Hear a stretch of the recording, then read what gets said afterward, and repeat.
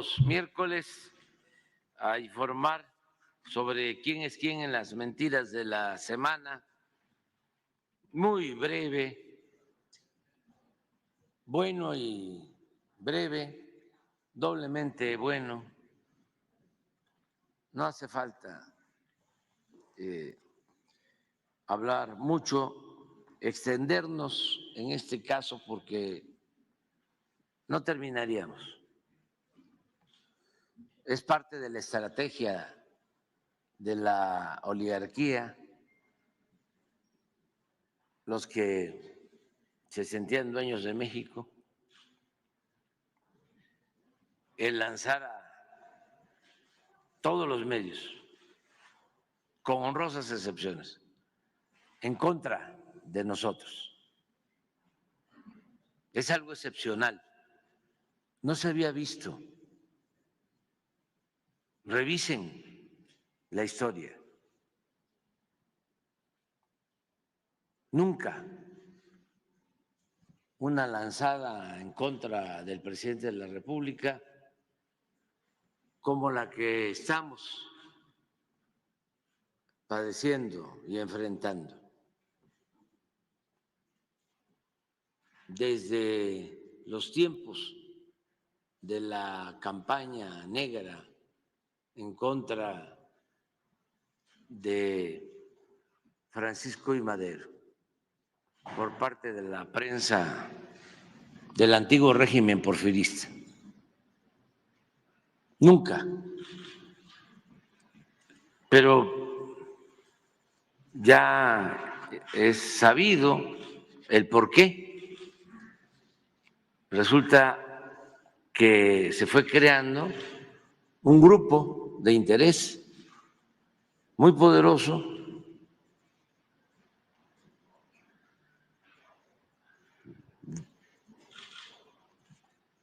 con muchos negocios al amparo del poder público, ya sea porque se quedaron con bienes que eran del pueblo, de la nación, durante el periodo neoliberal,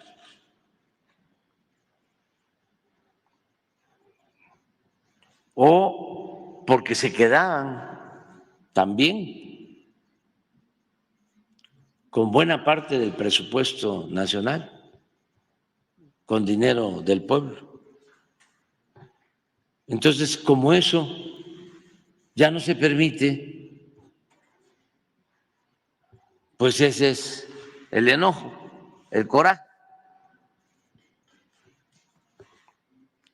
Y por eso la campaña en contra de nosotros. Hasta el extremo, el ridículo. Y en general, periódicos, radio, televisión, los periodistas más famosos, mejor pagados, intelectuales del régimen que se hicieron muy ricos en el periodo neoliberal, Krause, Aguilar Camín, que de ser, en el caso de Aguilar Camín, pues un historiador, periodista, acumuló en el tiempo de Salinas y de Zedillo y de Fox y de Calderón y de Peña Nieto, 5 sexenios, muchísimo dinero. Y no solo poder económico, sino también político, manejo de influencias. Por eso hasta me insulta y están enojadísimos, ¿no? Pero esa es la explicación. Sin embargo, como hay un despertar ciudadano y hay medios alternativos de información, pues ya no tiene efecto esa estrategia mediática que antes era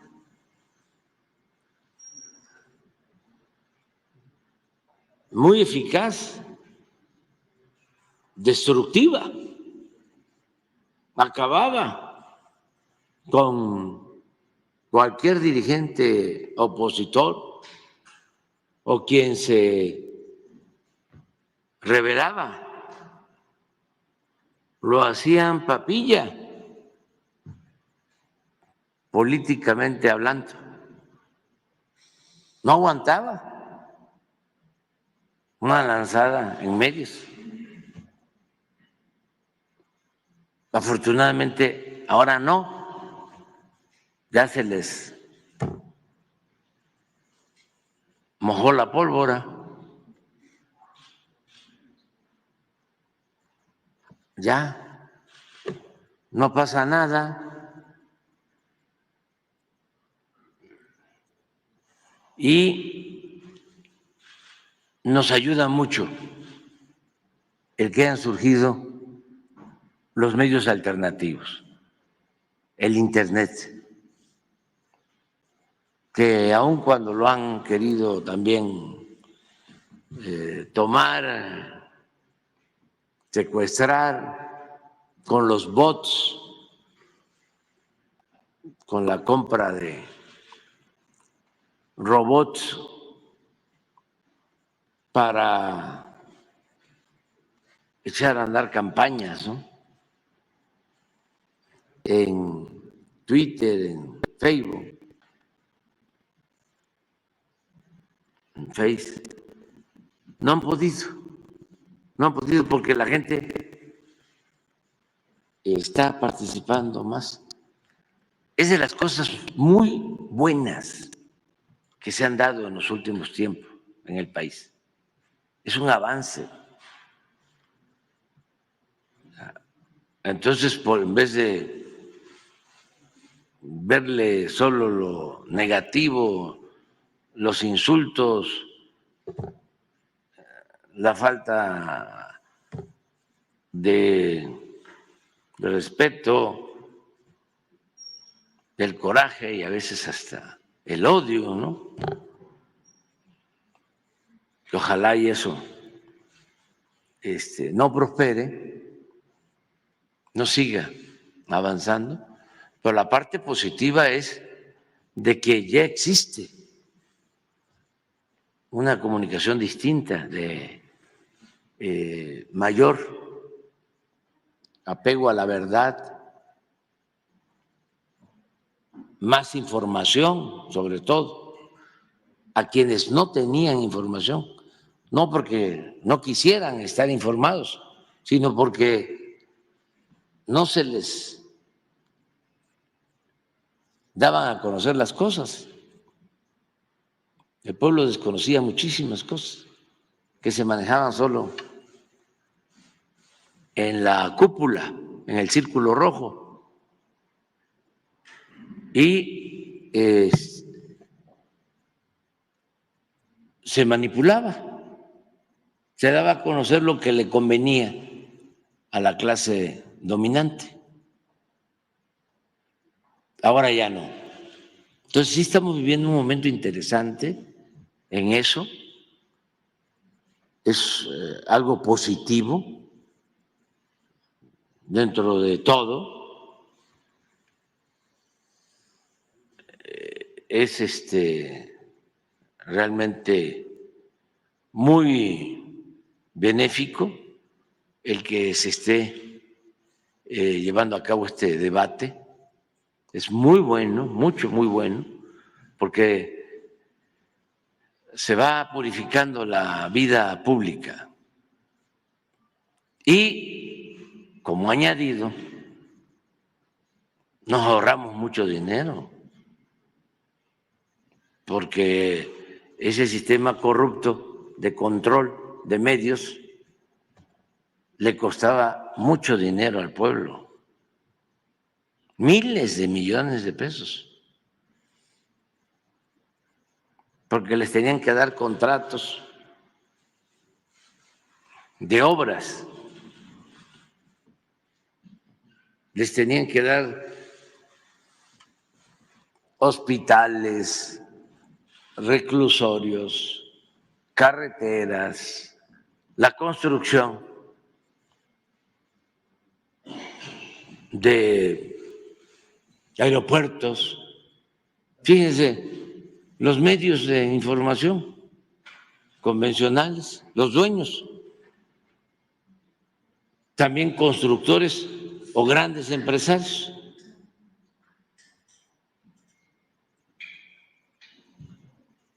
¿Y para qué querían el medio de información? Pues para proteger y tener la influencia suficiente para que el gobierno les diera todo lo que pedían. ¿Y cuánto costaba eso? Miles de millones de pesos. Porque, entre otras cosas, no estoy hablando nada más de una empresa, sino de varias vinculadas con los medios de manipulación. No pagaban impuestos. Estoy hablando de condonaciones de miles de millones de pesos. ¿Para qué?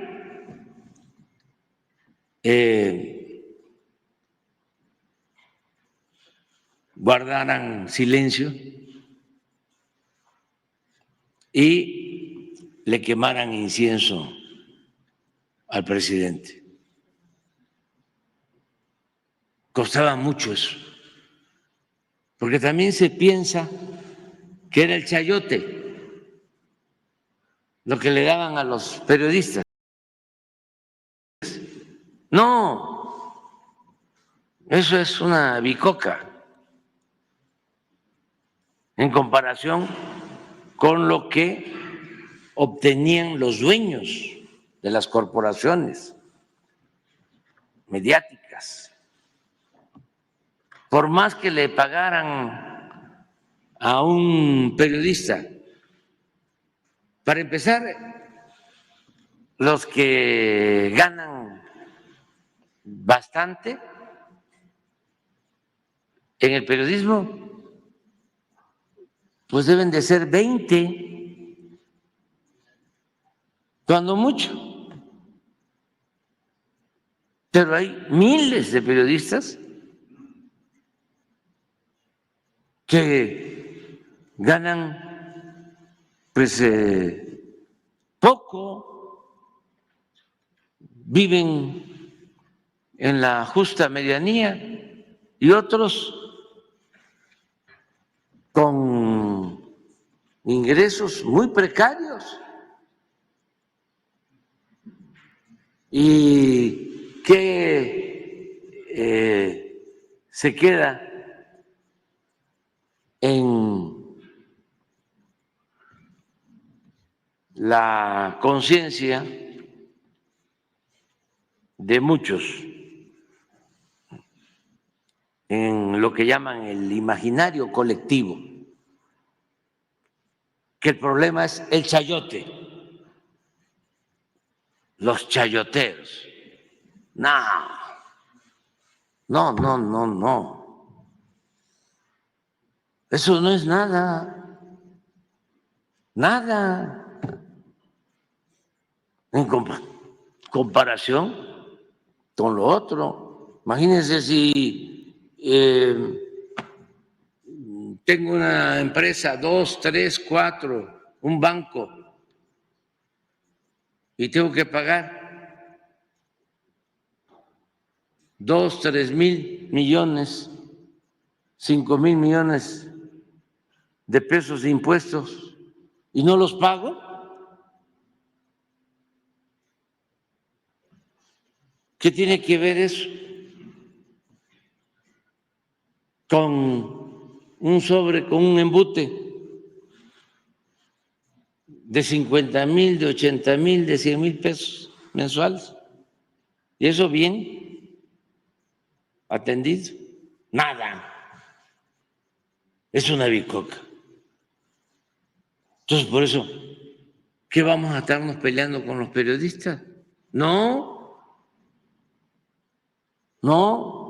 Es lo mismo que pasaba cuando le echaban la culpa a los ambulantes de que no había recaudación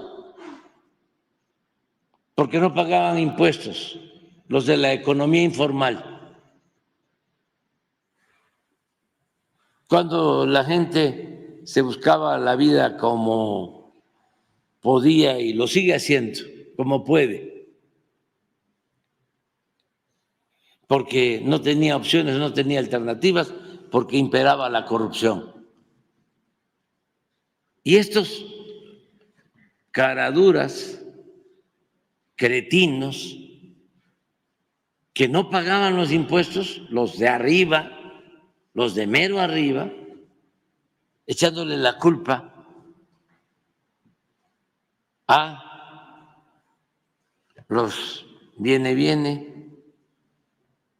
y los que venden en la calle para tener algunos ingresos, porque la economía formal no funcionaba. Pues es lo mismo. O sea, y así nos metieron muchas cosas en la cabeza. ¿Quién era el corrupto? ¿O quién era el ratero? Es que se robaba un pavo, una gallina, ¿no? Un cilindro de gas, una bolsa en el mercado, rata. Y los que saqueaban ni siquiera perdían su respetabilidad.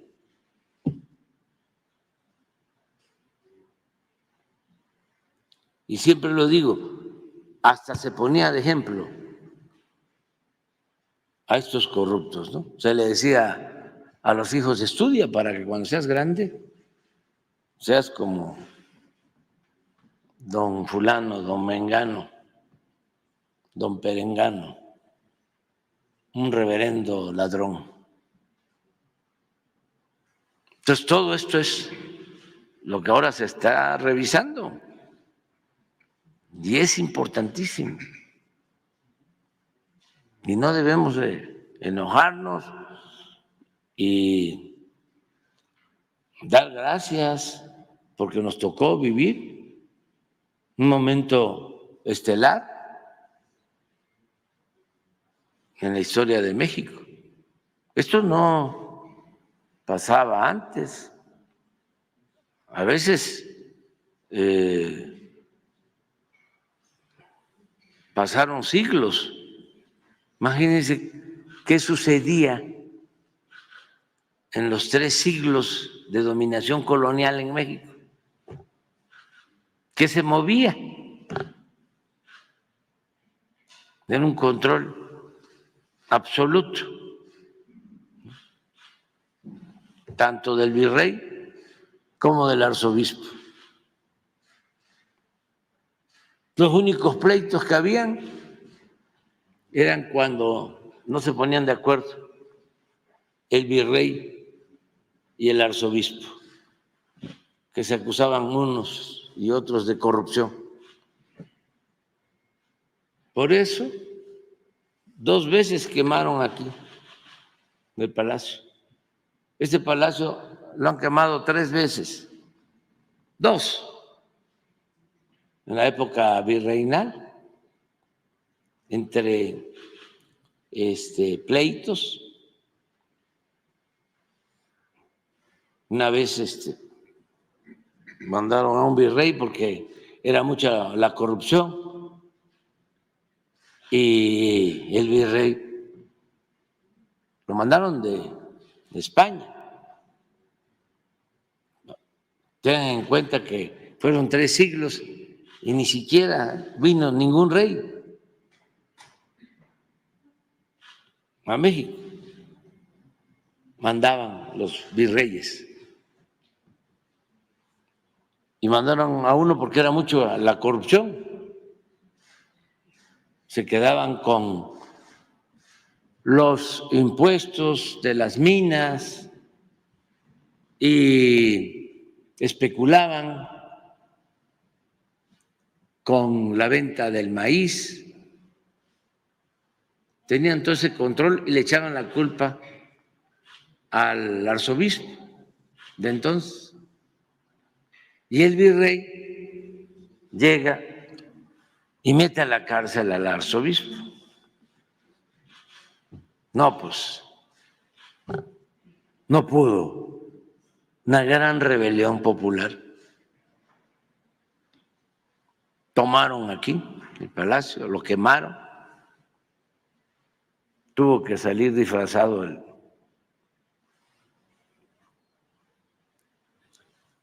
el virrey, fue excomulgado y lo corrieron. Y luego otra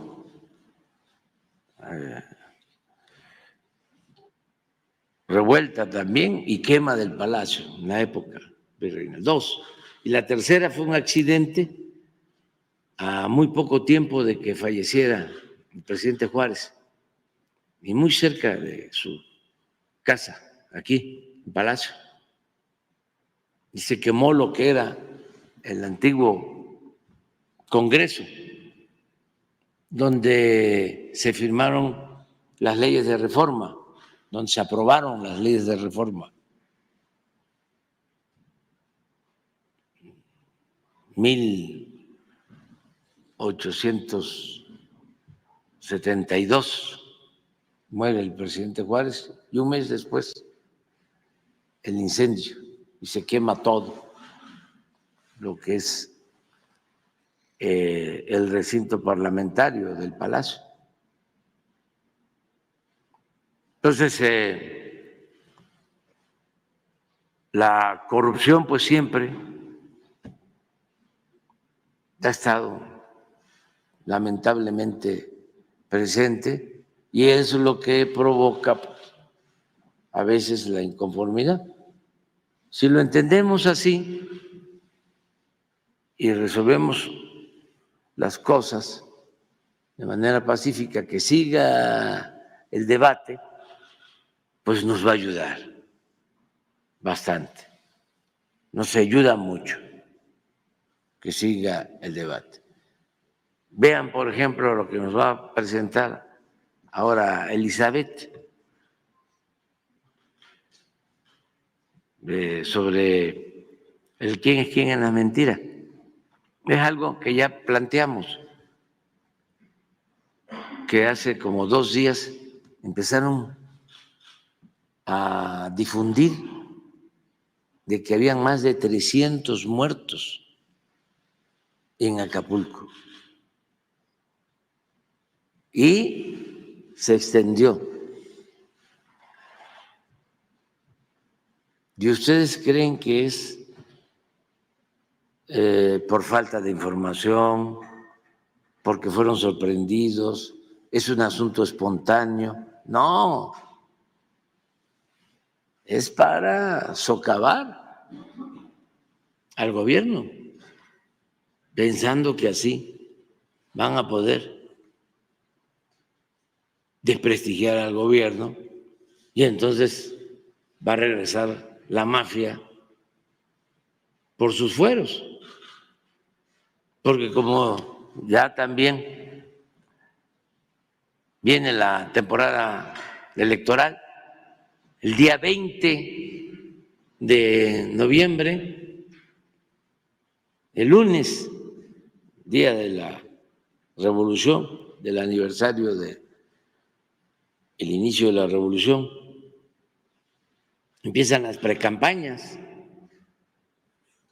Entonces ya van a haber muchísimas cosas, ¿no? Por eso, decirle a la gente, mucho ojo. Si de por sí hay que estar pendientes y actuar de manera precavida, ahora más, porque, como diría en Tabasco,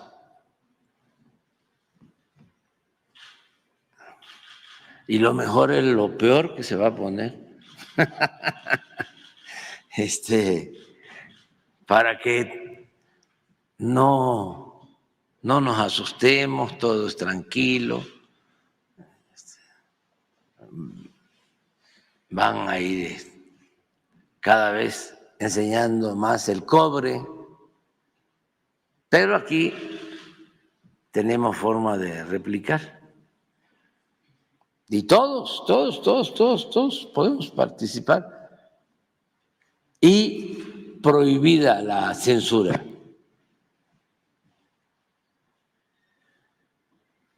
Si estamos aceptando hasta lo que ya se está convirtiendo en deporte nacional, de que me mienten la madre, no va a haber denuncia para nadie, ningún perseguido.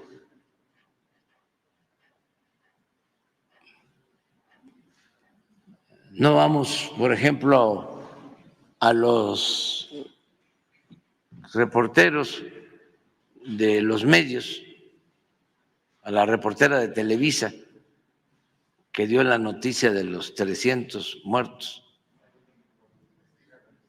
o en Azteca, no vamos a pedir, quítenlos, no, entonces sí se imaginan. Primero, hay que garantizar la libertad y valen más los excesos. Es mejor que haya excesos a que haya censura. Y segundo, se terminan martirizando. Nos van a echar la culpa de que ya estamos censurando. Y no, nada.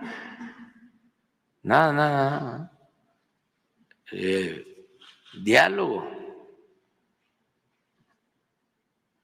horizontal, circular y derecho de réplica, polémica, debate. Es interesante. Ya el INE ya no me ha sancionado porque estoy ejerciendo mi derecho a manifestarme y además el compromiso que tengo de informarle a la gente. Tengo esa obligación de informarle al pueblo. Y es lo que estoy haciendo todos los días y lo vamos a seguir haciendo. Pero en fin, dijimos que ya no íbamos a hablar y miren, nos picamos.